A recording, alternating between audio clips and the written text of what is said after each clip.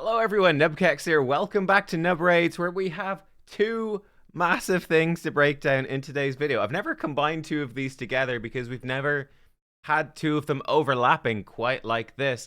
But the Pelops the Victor fusion, it has begun. I'll probably do a video in the next couple of days in terms of looking at changing in old fusions. You can, by the way, see the ones that most of these are before my time. I skipped these two, Jeroboam and Lauriaka, intentionally. Lauriaka's been buffed since then. She's still only okay. I missed Emic by mistake, and then the rest were before my time. I might have skipped a couple others, and then I've pulled them since. But anyway, that's sort of beside the point. I'll do a whole video on that. Obviously, nobody has any of these fusion tokens, and nobody could change it anyway. So it doesn't really matter for now. But the fusion events are live. And of course, we are starting the fusion with the summon event as an Anniversary Path. An Anniversary Path event, which is Gear Hunters, formerly known as Dungeon Divers, and summoning, Summon Rush, basically. Summoning Shards. So let's break it down. We could take a quick glance through this path here in-game, and then we'll jump over to all the Photoshop goodness. But they're bringing back lots of old relics are coming back, guys. And we can see here, each of these are different paths, and each different path comes to a key. And then the central path, 2 keys to get to the first rare. A third key to get to the second rare, and then the fourth key gets you towards the epic if you want to get the epic. And we'll look at the fusion breakdown in just a minute. And then we can see the bottom of the tree. You can come through these legendary 100 relic legendary materials, which is, what's a legendary? It's like a 60% chance it's an epic relic. It's a 40% chance it's a legendary. Then you've got some juicy stuff over here. And then at the bottom, there is a lovely avatar frame, which I actually haven't included in my plan, but hey, we'll look more at the plan. Then there are 100 mythical relic fragments for lots of exclusive event relics that aren't available anymore. And we will talk about that. And I think the best choice here, to me, is kind of funny. We'll talk about that when we get there. You could probably, if you know, probably at this point what I'm going to suggest. But here we go. Okay, so first up, let's look at the fusion event calendar here for Pelops the Victor. So to get this guy, you need to collect 16 of these rares, and it is 16 copies all of the same rare, the Void rare. You then need to fuse the 16 copies into 4 of the epic.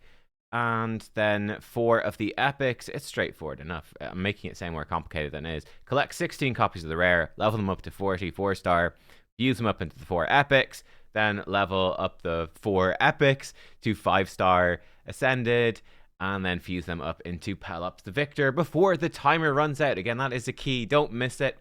If you do miss it and you do have all of them, you can message Plarium support and they might help you out. But, you know, if you're going like, Plarium support, give me the fusion, I only did 2 of them, it's not going to work, right? But yeah, apparently their support is actually pretty cool. I didn't think that they would help. I made a comment about it. I got a lot of people saying, actually, Nub, you know, I did have all the stuff for the fusion and I missed it. I talked to support and they were able to sort it out because I really should have got that fusion. So that's pretty cool. So get onto them snappy if that does happen to you at the end. Better not to rely on that, just get it done. But anyway, here we are. So in terms of skipping this, you've got, or in terms of skipping events to complete this fusion, you've got 2 options.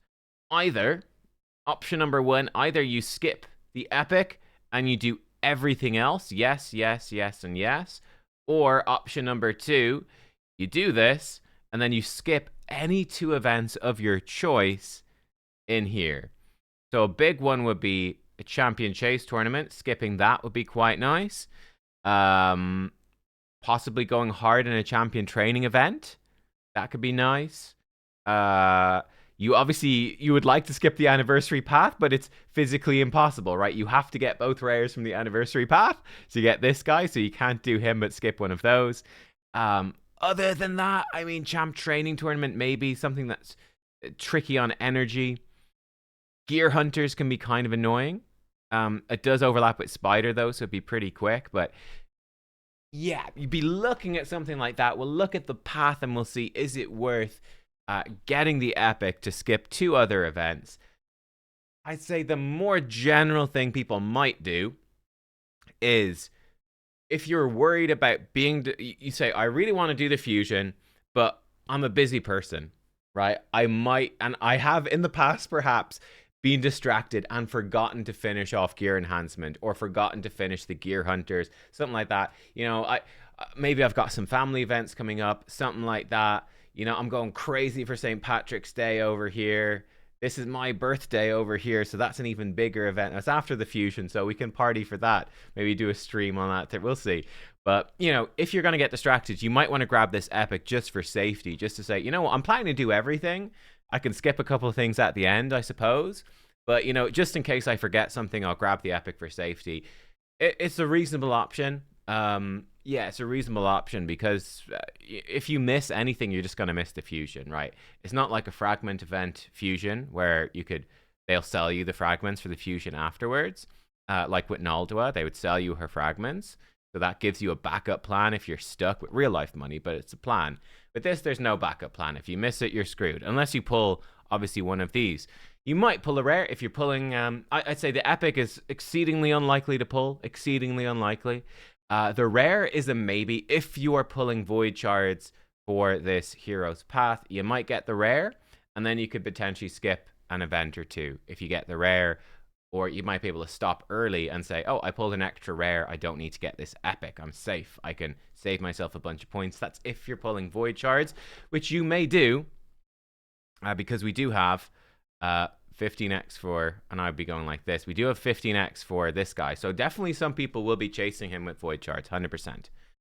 So yes. Other than that, looking at I've gone to the wrong thing. No, I haven't. It's over here. Other than that, I suppose we should look at energy for this, but it's pretty straightforward in the sense you sort of have to just do everything, really. We've got Ice Golem starting today.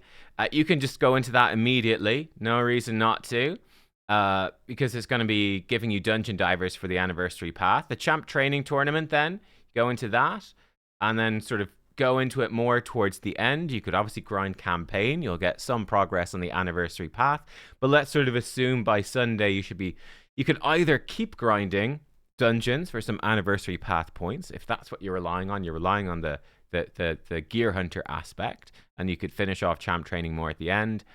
There's a pretty good chance you'll be good by Sunday on your Anniversary Path, and you could focus more on the champ training tournament. Fire Knight, you know what? You could do Fire Knight here as well. And then I put a gap in, and then I'd finish it over here. So something like this, basically, be like, all right, I'll do Fire Knight during the path. Then I'll try finish off champ training, and then I'll come back, finish off Fire Knight. You could do a little bit of shenanigans like that. It does overlap with the path, though, which is kind of nice. Gear enhancement, you just do it whenever. Plastic gear enhancement. We've got 3 gear enhancements. Yeah, 3 gear enhancements. We'll just mark those in because we can. 3 of those. You're looking at 15 to 20 million silver for each one. Let's put in like, I don't know, 15 to 20 mil silver. I don't know, something like that. It does vary. It depends on your luck a little bit. It depends on how much you've got gear rolled up. Don't roll up accessories. They're more expensive unless you really need them. What else do we have going on here? So Gear Hunters would be another big one. We'll just mark in the Classic Arena. You've got 2 of those. Again, they're very straightforward. You just get them done. The big ones really are the Anniversary Path. They're the big ones. They're the biggies. And we can put in the mark here that, yes, this is entirely within this. This is within it. And then this is the crucial thing here, is that this is within that over there. Then our other summon event over here is Champion Chase. Oh, actually, I need to check what the Champion Chase should be. I've forgotten which shard it should be, so let me go double check that. Okay, it should be 2x Ancients. This should be probably 2x Ancients. Obviously, it might not necessarily be so, but it probably is. Considering he's only a rare as well, he should be pretty cheap. Ancient shards are very easy to get. You could even turn gems into Ancients if you need to. I would say just bear that in mind. If you're going to go crazy with Ancients in the Anniversary Path, just do make sure you'd have enough to complete this, but it should be pretty straightforward. You shouldn't need that many, like, I don't know, 30 or 40. It is like a champion. You might even need less than that, to be honest. It's a Champion Chase tournament. One thing you should definitely do, by the way, mark this up here. Fuse epics here. Okay, exclamation mark. So what you want to do, you want to collect the rares. Each of these epics, when you fuse them, is 250 points for the Champion Chase tournament. So you can fuse up probably 2 or 3 easily. You could even, I mean, you could fuse the 4th one even during this if you completed everything super quickly. But I mean, if you're able to fuse the 4th one, you would have had to pull a champion, right? Because, you know, to fuse the 4th one, you need the one from this, which is what you're trying to get. It might help you towards a legendary tome or something, but you could, in theory, fuse everything during this. But try to fuse the epics here, and then that would sort of overlap as well with this sort of champ training event. And let's just get those up here. Here we go. Fuse the epics here, and then level the epics up. You could even level up the rares. Use brews, whatever. Power level your rares.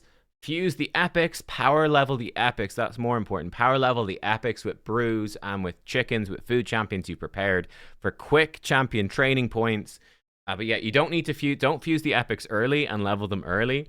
Wait until here for maximum points. That's probably like the biggest tip in terms of stuff you can actually min-max with this. To be frank, yeah, it's just about it. Okay, another big thing, we obviously have gear hunters over here, which is quite nasty, but spider, you know what? Spider you can sort of do wherever. But I'd say spider, go hard on spider with gear hunters, basically. And then dragon actually overlaps with the gear hunters as well. So in terms of our energy path, I would be saying, yeah, It sort of depends on, do you want to do Dungeon Divers a bit for the Anniversary Path, right? But start with the Ice Golem, roughly speaking. Then you're probably down to Champ Training. And then honestly, you could probably come down to Fire Knight, get that done. From Fire Knight back up to Champ Training. And let's even delete some of this so it's more clear. Okay. And then down here, you've got a day where there's no energy to spend. I would say then you're going to come over to champ training. You're going to do champ training for a bit. Come up to spider down to either dragon or champ training, whichever one. Let's say a little bit there. You know what? Let's actually put it like this. Let's put it like this. You go for either one, and then you could finish off dragon as you need. That's roughly speaking, I would say, your energy path through this. You basically need to get gear hunters done. That's sort of the important thing here in terms of dragon is a bit better for that than obviously grinding campaign. So yeah, there we go. Look at this. Now we obviously need to look at this path, right? So this is going to be a whopping video, guys, but fuck it. Let's go. All right, let's do it. What is my plan? Well, my plan is going to depend on how expensive, when we look at this thing, how expensive Tidemaster Dexicos is and what I want to do in this path. I do think that there's nothing major here that's obvious to skip, to be honest. Skip it. Like I said, the obvious skips would be skip the epic. That's an obvious one. Do everything else. Or do the epic and skip, possibly skipping the second thing in champ training, possibly skipping this champ training tournament over here, or possibly skipping the champion chase, the 2x ancients. So yeah, but let's see. Is it worth getting the epic or skipping the epic? Let's find out. Now, here we go. Okay. So this is our path. Whoop. This is our path, and there's a lot going on here, and we also need to talk about these relic fragments as well. So path number 1, I will put one big caveat on this, which is interesting, which is if you're going to go further than this, I've picked out the 3 keys, which in my opinion are the slightly, we've gone the cheapest routes, right? So, for example, this left-hand route is actually rubbish. You definitely go this right-hand route. The core hammers, I think, are better. Over here, I would say the rarity charms and a tiny bit of soul, starstone. 50 points more. It's slightly better than this. Does it really matter? I don't think it really matters. I've just gone the cheapest routes through. I do think that these 3 key paths are a little bit better than the left-hand key path, a little bit. But I think when you go further to the bottom, I think the left hand is much stronger. So Yeah, if you're, let's say you're not going for the epic, you actually might want to go down the left-hand path and skip the right-hand. I actually put in, let's put this in. Let's go 1, 2, and 3. Just your priorities. And this over here could be 3. Do 3A and 3B. You could easily go down the left-hand path instead of this far right. Which is worse, the far left or the far right? They're both pretty rubbish, eh? But just a bit of political commentary alongside your Raid Shadow Legends, right? Just giving some extra value right there. Extremism, generally frowned upon in the Nub Raid's viewpoint on life. And then okay, we'll see it as we go. But look, this is basically, you need 3 keys to open these locks and then you get the rares. How much is it? Nub, stop talking. How much is it? That's 37,000 points, which is 125 ancients or 8.3 sacreds. Now, obviously, doing that, you won't need to pull all of those shards. And you can, okay, a couple of notes. Number 1, you can obviously mix and match freely. You don't have to do it purely with ancients or purely with sacreds. You can mix and match. We obviously have a double legendary event for ancient shards right now, today and tomorrow, and then we'll have a double legendary for sacreds on Saturday and Sunday. So that's the key thing. If you're pulling ancients for this path, if you're pulling any, way better to pull them today or tomorrow. If you're pulling any sacreds, you're way better pulling them on Saturday or Sunday. And again, you can see my thoughts on these champions in another video, but I think for most people, you'd be just locking in Palace and Geomancer here. Void shards and primals you can pull whenever. By the way, shout out to Snackbox. If you wanna buy shards to do this with money, Snackbox just did an excellent video breaking down the shard points for tournaments per dollar ratio. So if you're a spender, I encourage you to check that out so you can make the best choices if you're looking to make good choices. So there you go. Now the yellow path, this is, okay, we want to get the epic as well. So what are we going to do? It's simple enough. We're going the cheapest route to get the 4 keys so we can open up all of these locks and get the epic as well. That's an additional 20,750 points, an additional 86 ancients, or an additional 5.6 sacreds. Again, you can mix and match shard types. Dungeon Divers is going to contribute a certain amount of points here as well. You're not going to have to pull all those shards, but there you are. It gives you a total of 63,000 points, which would be, you're looking at over 200 ancients, over 200 sacreds, over 200 ancients, or, you're looking at 14 sacreds, which is a lot, right? So you probably will want to mix your shards a little bit. Now, beyond that, I do think, and this is why I said you might want to skip the far right path and go far left instead. Let's say, so this situation, the green path, I think this green part right here is actually extremely good value. And for that reason, what you might want to do is you might want to say, okay, forget this, don't do this, don't do this, don't do this, and you're going to go down here instead, right? That might be something you want to do. Just like forget this. We're not doing that. We're going down here. I'm getting my 3 keys. I'm getting the 2 rares. Why? Because of this 100 legendary fragments. This is for trying to get a cat's gaze, basically. It's giving you a 40% chance roughly to get, well, not quite, a 40% chance to get a legendary, and then it's a 50-50 on that 40. So 20% chance to get a cat's gaze, I suppose a 10% chance to get an aspect, a 10% chance to get a wand, and then 60% chance to get one of these epics or Hatter's Reserve. All the epics and Hatter's Reserve are basically useless, to be honest. So there you go. You have a tiny chance to get Volcardiac Heart or Hallowed Hilt as well. Tiny chance. There's no mythical in Alice's Adventure. Now, the Cat's Gaze is incredibly good. It is one of the best, if not the best, legendary relics in the game. This is ludicrously good. It's got perfect stats, and it's giving you extremely easily accessible ignore defense, which is massive value and incredible gem slots. It is somewhat comparable to the Arethi Coronet. That's one thing. But Arethi Coronet, you do need debuffs and it takes time to ramp up. Cat's Gaze, in comparison, is much stronger for some champions. So let's say Titus, for example. Cat's Gaze is a huge damage boost for Titus. That is incredibly difficult to replicate. It's also incredibly easy to activate. I'd say, you know, Lens of Intangibility is better, but you need to keep Perfect Veil on your champion. That's not easy. Cat's Gaze is incredibly easy to activate. It's ridiculously strong. This is basically a mythical relic in disguise. It's just ridiculously good. It's probably too strong. I've got like 4 or 5. I think I've got 5 of them. It's probably too strong, to be honest. It is obviously ridiculously good in PvP as well as PvE. Like, you know, there's the big debate of like Essence Quencher versus Gore Crescent, etc. I think we got them today. Like Cat's Gaze is such a ridiculous upgrade over the Essence Quencher in PvP. It's not even funny. Like with this, you could in theory get a nice bit of a damage boost. It does not compare at all to potentially ignoring up to 20% extra defense.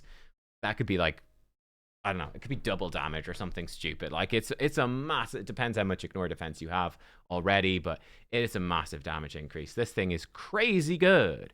I think my favorite thing is Covetous Passion gives you 15% ignore defense, but it's conditional upon killing an enemy. This is literally better. This legendary relic is literally noticeably better than this mythical relic, which to me is a bit stupid. They should buff the mythical relic. Maybe they will. I guess that's something to bear in mind, but I think that's super high value. And then also this, I think this is incredibly high value as well, if you have the points, which is going to get the mythical pieces. And you're saying, Nub, there's no mythical Alice's Adventure thing here. And yes, you are correct. But with the 100 Alice's Adventure mythical things, you've got a 20% chance to get a mythical. So yeah, you'd be getting a Valcardiac Heart or a Hallowed Hilt. To be honest, they're both really good. They're both two of, like, they're not the best of the best, but Valcardiac Heart's pretty top tier, right? That Magma Shield is amazing. You know, you could replace Pelops in your Titus team with this relic. It's great. The Hallowed Hilt, the effect is decent, but I mean, it's a speed main stat relic. This is probably the best resistance main stat relic. They're both incredibly good. Second best. We'll talk about the best one in a second. They're both very good mythical, so if you get 20% chance, if you get the mythical and it's one of these, you're fine with it. Now, you might, if you are a big spender and you've been getting lots of these relic fragments already, or if you're maxing out 50 fragments from Chimera every week, because that's obviously a good idea, Plarium, to make them so difficult to get. Whatever, it doesn't matter really, but, you know, you might have enough of these, but for most people, these are really high value. 80% of the time, you get a legendary.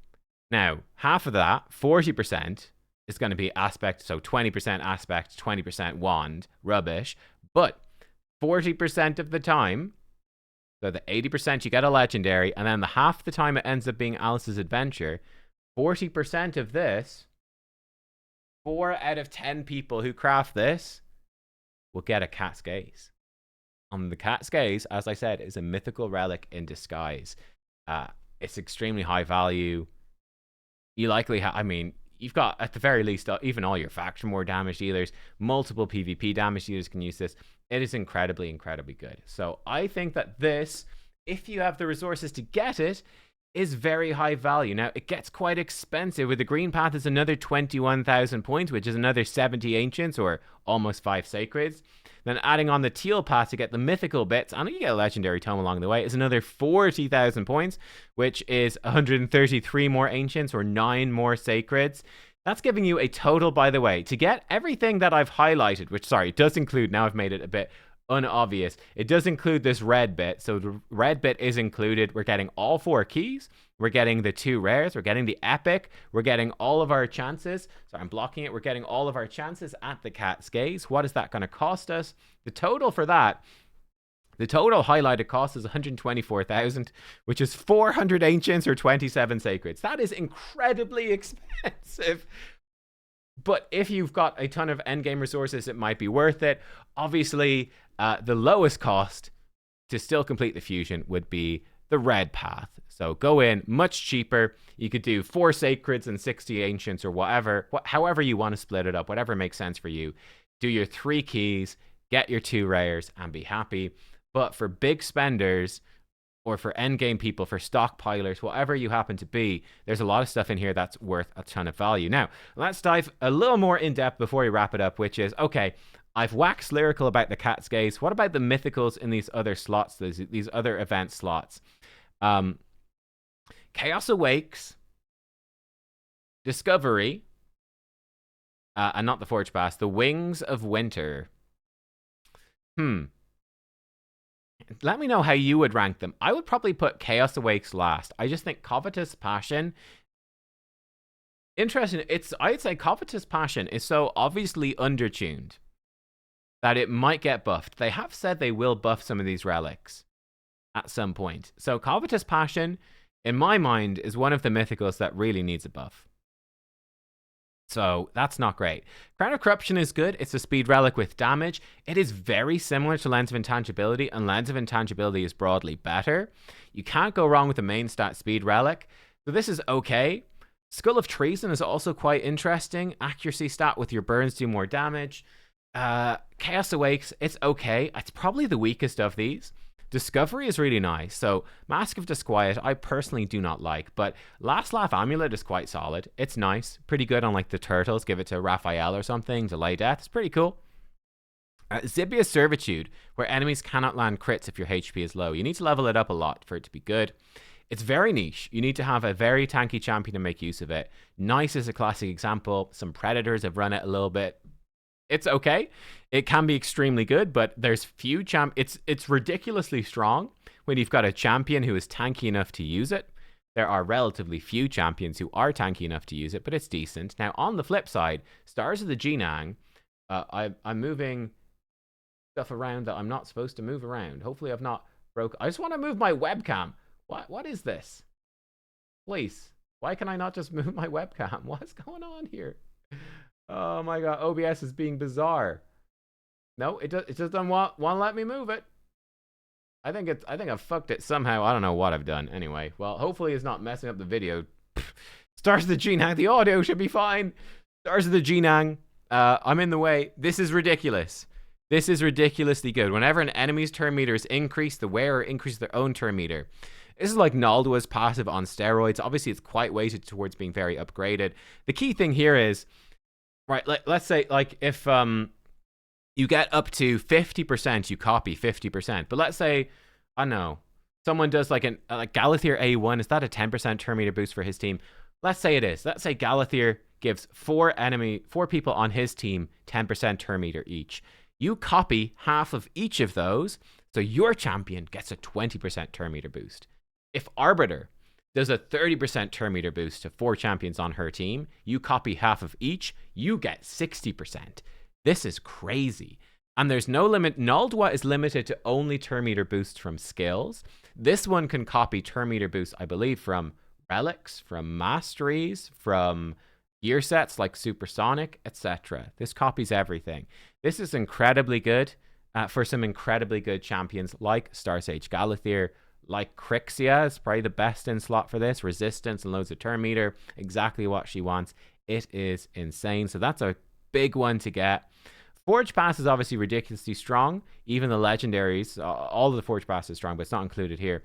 Wings of Winter, we've just done it. Thunderbolt Spear is a good filler damage relic. It's pretty comparable in my mind to an Essence Quencher. And, you know, crit damage main stat is always, it's a good generic damage relic for PvP.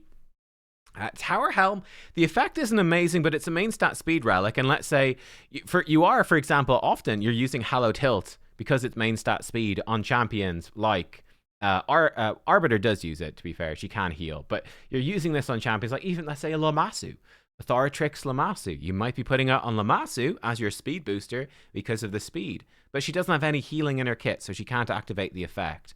That's one nice thing about the Tower Helm. It's main stat speed with a generically good effect for keeping people alive. It's a very good relic. Extremely good. Any main stat speed relic is. And Diabolical Dice, I think, is excellent as well. It works well into Mercurial. Perfect relic for Carnage. Or any attack nuker that also wants accuracy. That's going to be used mostly for PvP.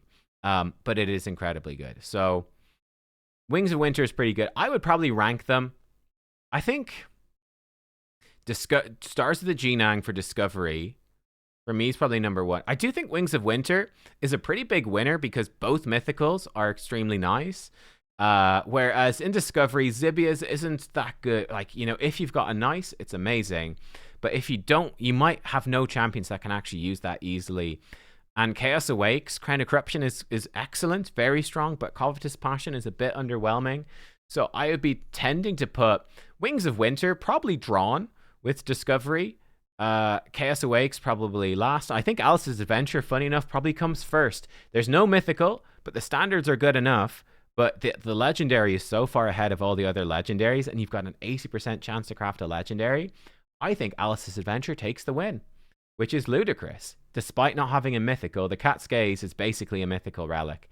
So by virtue of it being it just ends up being better. But let me know how you would rank these and which ones you would go for. For me, it's just so expensive. It's fairly cheap. It's another... Actually, it's not fairly cheap at all, right? To get down to the portrait, it's very difficult because you have to go through one of the central paths, right? So to get towards this portrait, we have to go from, let's say, this left-hand path, and you have to go get a soul stone, get this, get one of these, and then this is a very, very, very difficult portrait to get. This is one of the most expensive portraits, I would think, in the game, because none of the stuff on the way to it is really that valuable. So it's costing you a huge amount of money. Like, you're looking at 22,000, 28,000, 33,000. You're looking at another 33,000 points effectively for this portrait with nothing really worth talking about on the way to it. They're fine, but nothing special. So this is your Kraken portrait right there. Nobody's getting this that is free to play. Let me put it like that, unless you're crazy. But yeah, there's a ton to talk about. Wow, what a video. We've got let me know if I've missed anything. There's been a monstrous amount of info that I've been trying to parse through as quickly as possible. It is certainly possible I've made a mistake somewhere in the video. Hopefully not, but it's possible. Let me know if I have. Give me any of your tips or thoughts. For me, I will probably try to do this. So pull all my ancients and then pull a chunk of sacreds as well. I might try to do all of it. That's probably the best review I can give of the Cat's Gaze. I don't want to encourage FOMO, right? I don't want to encourage FOMO. But the Cat's Gaze really is stupidly strong. I have 5 of them, and I could do with more, to be honest. I could do with more. There's more I could use. I've got one on Marius. Obviously, Stormcaller is better, but I don't have it. I've got one on Titus. It's obviously ridiculously good on Titus. And then it's very strong for any big PvP nukers. You want to just one-shot people. I've got one on Ninja. Again, if you have a 6-star blessing on a PvE chat like Ninja's PvE, if you have 6-star Crushing Rend, that's when a Rethi Coronet becomes better. This is not all that much better than a Rethi Coronet for PvE. So there is that. But, I mean, Hegemon, Titus, Marius, like, there's easily 3 champions. And you could replace any... Ilil could be any sort of damage to any PvP damage dealer. You could easily gear 4 people in a Cat's Gate. You could easily use 4 of these things. Easily. Like, yeah, so there you go. That's my thoughts on it. I think that's the way to go. If you have the resources, it's a pretty good way to spend them. And, you know, there's nice champions in there as well. So I'll probably condense my shard pulls. I will probably pull my ancients today. I'll probably save and stockpile because I have to think about, do I want to turn gems into ancients? What do I want to do? But I will probably do like a shard video on Saturday, I would think, after I pull some sacreds. But obviously I am doing the fusion. I need to at least do the red path, so I'll at least be doing the red, though I'll probably skip the far right for now. Yeah, I might even, you know what? I might even do the nub path. I might even do... Possibly. I'll have to think about it, but it's something worth doing. I might even do like these, but then do like this. And actually skip out on this. And, sorry, I need to do this as well. But skip out on this. I might even end up doing that. Which is get the 2 rares, but then prioritize the relic fragments, skip the epic, and just... assume I'm gonna do every single event, because, you know, I play this game a lot. I'm unlikely to miss it. I might end up doing that, you know? And if I pull some void shards, maybe I pull the rare and then I could super skip it. So that might be path as well. I don't know, guys. So much info. Tell me your thoughts. I need another coffee. I'll see you all later. Thanks for watching. Goodbye.